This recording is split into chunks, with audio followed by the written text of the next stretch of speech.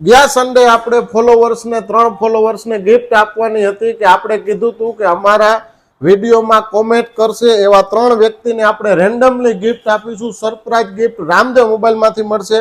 જેની કોમેન્ટ છે એનો બધાનો ખૂબ ખૂબ આભાર. આપણે 3 વ્યક્તિને કોઈ પણને રેન્ડમલી સિલેક્ટ કરીશું. પહેલું નામ છે વેલજી ઠાકોર, જેને રામદેવ મોબાઈલ તરફથી આપણે ગિફ્ટ મળે છે.